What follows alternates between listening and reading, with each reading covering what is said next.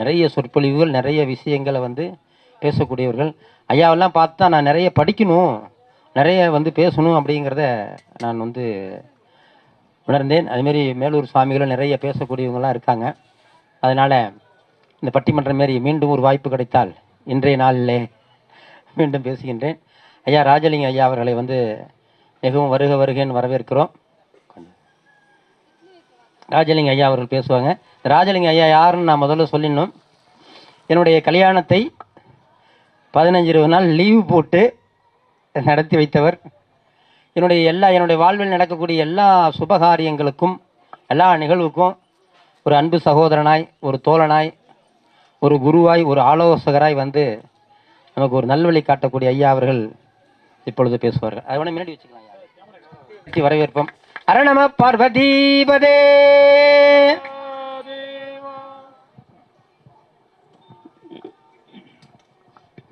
ஆறாவது திருவாசக மாநாடு மிக அற்புதமான முறையிலே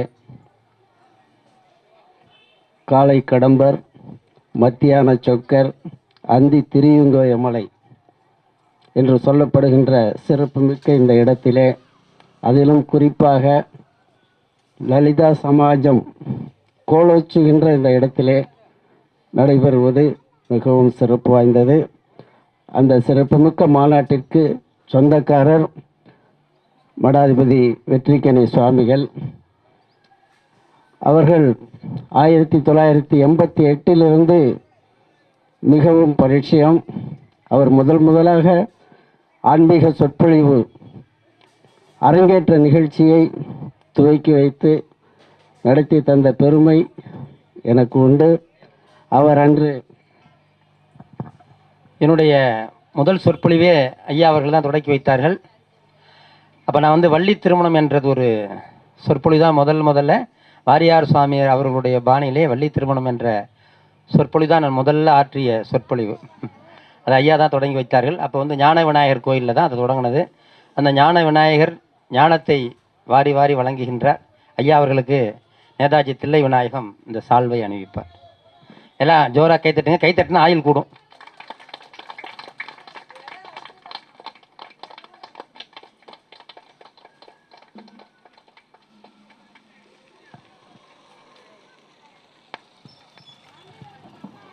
அன்றிலிருந்து படிப்படியாக கால ஓட்டத்தில் மிகப்பெரிய பரிணாமத்தை பெற்று இன்றைக்கு மடாதிபதி வெற்றிக்கணி சுவாமிகள் என்ற ஒரு மிகப்பெரிய ஒரு சிறப்போடு தன்னை சமூகத்தில் அர்ப்பணித்து சேவை செய்து கொண்டிருக்கிறார். அது மட்டுமல்ல, திருச்சி புதுக்கோட்டை சாலையில் மண்டையூர் என்னும் ஊர் அருகில் வீரம்பட்டி கல்யாண காளீஸ்வரி என்ற மிகப்பெரிய ஒரு ஆலயத்தையும் உருவாக்கி அதையும் ஸ்தாபிதம் செய்து கொண்டிருக்கிறார். அவருடைய இலக்கு திருவாசக மாநாடை மிகப்பெரிய அளவிலே படிப்படியாக இந்தியா முழுவதும் நடத்தி கடைசியாக சென்னை, அதாவது இந்தியாவினுடைய டெல்லி மாநகரத்திலே நடத்தி, அதுவும் பாரத பிரதமரை அழைத்து அந்த மாநாட்டை நடத்த வேண்டும் என்ற ஒரு இலக்கு இருக்கிறதே. அதற்காக நாம் அனைவரும் அவரை கரகோஷமிட்டு வாழ்த்தி அவருடைய இலக்கு வெற்றியடைய வேண்டும் என்று அன்போடு கேட்டுக்கொள்கிறேன். அதற்கு ஒத்தாசையாக மேலூர் சாமிகள் வந்து அமைந்திருப்பது உண்மையிலேயே மிகவும் பெருமைக்குரிய ஒன்று. முதல் மாநாட்டிலும் நான் கலந்திருக்கிறேன். திருச்சியிலே நடந்தது, உறையூரிலே, மதுரையிலே நடந்த திருவாசக மாநாட்டிற்கு சென்றிருந்தேன். அங்குதான் நமது மேலூர் சாமிகள் தங்களுடைய பங்களிப்பை நிறைந்து செய்து அந்த மாநாட்டிற்கு சிறப்பு செய்தார்கள். அது மட்டுமல்ல, அவர்கள் ஆற்றிய உரை உண்மையிலேயே முதலில் துவக்கம் எப்பவுமே மெதுவாக இருக்கும் என்று சொல்வார்கள். அந்த மெதுவாக துவக்கப்படுகின்ற எந்த ஒன்றும் பின்னாளில் மிகப்பெரிய அளவிலே அது உருவெடுக்கும் என்பதை போல அவருடைய உரை வீச்சு மிக ஆழமான ஒரு உரை வீச்சாக அமைந்தது. உண்மையிலேயே என்னை மிகவும் கவர்ந்த ஒன்று. ஆகவே அவர்கள் ஒவ்வொரு மாநாட்டிற்கும் தனக்கென்று ஒரு மிகப்பெரிய ஒரு பலமான ஒரு சக்தியை கொண்டு இங்கே ஒத்துழைப்பு கொடுத்து கொண்டு இருப்பது உண்மையிலேயே மிகவும் மகிழ்ச்சி. அத்தகைய சிறப்புமிக்க ஐயா அவர்களுக்கு எனது பணிவான வணக்கங்கள். அதே நேரத்தில் வெற்றிக்கணி சாமிகளுக்கு பின்னணியில் இருந்து அவரை இயக்கி கொண்டிருக்கின்ற அருமைக்குரிய சகோதரர் திரு தில்லை விநாயகம் அவர்களை நான் மகிழ்வோடு பாராட்டுகிறேன். எல்லாரும் ஒவ்வொரு குடும்பத்திலையும் ஒரு ஆணுடைய வெற்றிக்கு பின்னால் ஒரு பெண் இருப்பதாக சொல்வார்கள். ஆனால் வெற்றிக்கணி சாமியினுடைய வெற்றிக்கு பின்னால் திரு தில்லை விநாயகம் இருக்கிறார் என்று இந்த நேரத்தில் சொல்லிக் கொள்கிறேன். அவருடைய அன்பான அழைப்பு ஏற்று எத்தனையோ இங்கே பெரிய மகான்களுக்கு ஒத்த நல்ல பெரியவர்களெல்லாம் அங்கே வந்திருக்கீங்க. யாரையும் அதாவது மூர்த்தி சிறிது கீர்த்தி பெரிது என்பார்கள். அதுபோல் யாரையும் குறைத்து மதிப்பிடக்கூடாது. எல்லோருமே இந்த திருவாசக மாநாட்டிற்குன்னு நீங்கள் இங்கே குழும்பு இருக்கிறீர்கள் என்றால் இங்கே இருக்கிறது ஒரு 100 பேர் என்று வைத்து கொண்டால் நான் சொல்லுவேன், முத்தான முத்துக்கள் மட்டும்தான் இங்கே கூட முடியும். ஒருவர் 100 பேருக்கு சமானம், ஒரு சிலர் 1000 பேருக்கு சமானம். ஆகவே இந்த மாநாடு கிட்டத்தட்ட ஒரு 1000-1500 பேருக்கு சமானம் என்று சொல்லி இந்த அற்புதமான இந்த மாநாட்டினுடைய துவக்கத்திலே என்னுடைய அன்பான ஒரு சின்ன வாழ்த்துறையை நான் வழங்க காத்திருக்கிறேன். பொதுவாக வெற்றிக்கணி சுவாமிகள் அவர்கள் நிறைய விஷயங்களை சொன்னார். அந்த துவக்கத்தில் முகவுரையிலே பார்த்தீங்கன்னா உலகியல் வாழ்வியல் எல்லாத்தையும் எடுத்து சொல்லிட்டார். அதில் வள்ளலார் திருவாசகத்தினுடைய முக்கியத்துவம், வள்ளலாருடைய வரிகள் இது எல்லாத்தையும் ரொம்ப சுட்டி காட்டி ரொம்ப அருமையாக சொன்னாங்க. என்னை பொறுத்த வரைக்கும் உலகியல் அப்படிங்கிறத முதல்ல எடுப்போம்.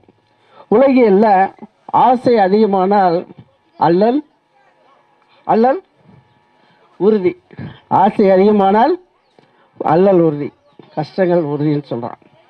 ஆசையை துறந்தால் அகிலமும் நம் வசம், ஆசையை துறந்தால் அகிலமும் நம் வசம். இதுதான் உலகியல்.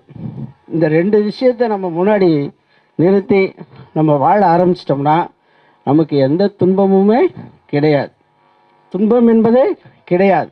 இது ரொம்ப சூட்சமான 2 வரிகள் தான். அதே போல் இல்லறவியலில் 2 விஷயம், 2 வரி தான். வாழ்க்கை தத்துவமே முடிஞ்சு போயிடுது.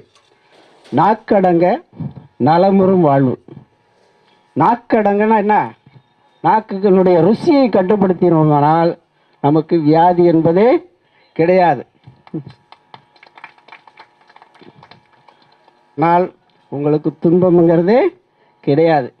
அதுக்கு இல்லறமாக இருக்கட்டும், குடும்பத்தில் கணவன் மனைவியாக இருக்கட்டும், தாய் தந்தையரோடாக இருக்கட்டும், சகோதர சகோதரிகளோடு இருக்கட்டும், மற்ற உற்றார் உறவினர்களோட இருக்கட்டும், பொதுமக்களோடாக இருக்கட்டும், எல்லோரிடத்திலும் இந்த வாக்கடங்க வளமுறும் வாழ். ரொம்ப நல்ல மனுஷன், தங்கமான மனுஷன், வாயே பேச மாட்டான். அப்படி இருந்தால் அவருக்கு ஏதாவது துன்பம் வருமா? வரவே வராது. ஆனால் கிட்ட வாயை கொடுத்தா போச்சு, எதையோ ஒன்று சொல்லி வம்பிழுத்துறோம் அப்படின்னு சொன்னால் அதுக்கு என்ன துன்பம்? பொதுவாக என்னுடைய அனுபவங்கிறத விட பரவலான இதில் ஒரு சொல்லுவாங்க, கணவன் மனைவி மத்தியில் சண்டை வரும்போது கணவன் வார்த்தை பிரயோகத்தை விட்டாங்கன்னா அது கிணத்துல போட்ட கல் மாதிரியாம். அது கிணத்துல போட்ட அந்த நேரத்தில் படக்குன்னு ஒரு சவுண்டு வரும், அதோடு ஆஃப் ஆகிடும். ஆனால் அது கணவன் விட்டு, அதாவது மனைவி கல் போட்டால் கன்னத்தில் போட்ட கல் மாதிரி. ஆனால் கணவன் ஒரு கல்லை தூக்கி போட்டால் அது தேன் கூட்டில் போடுற கல்லுன்னு சொல்லுவாங்க.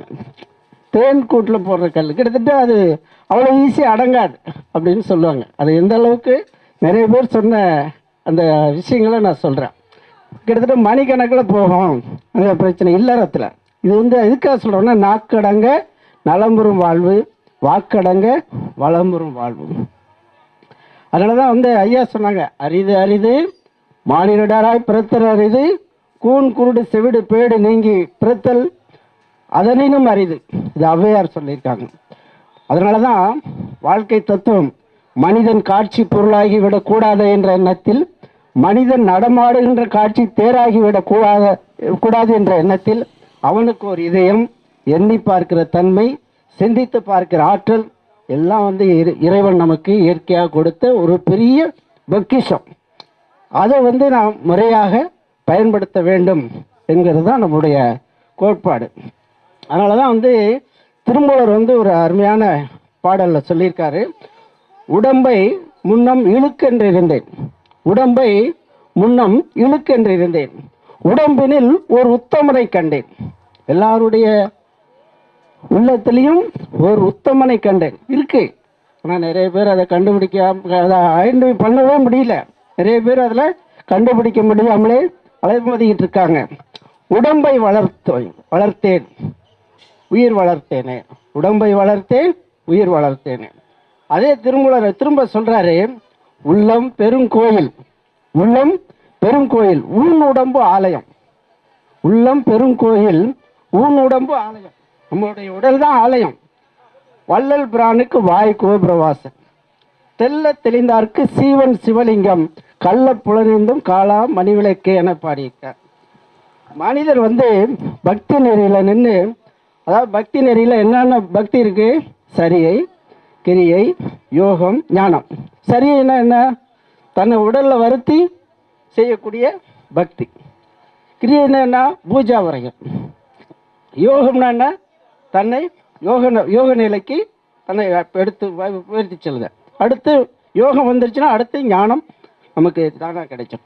இது மாதிரி படிப்படியாக உயர்றது தான் ஒரு உண்மையான நம்ம ஆன்மீகம் என்பதை இந்த நேரத்தில் நான் கேட்டுக்கொள்கிறேன்.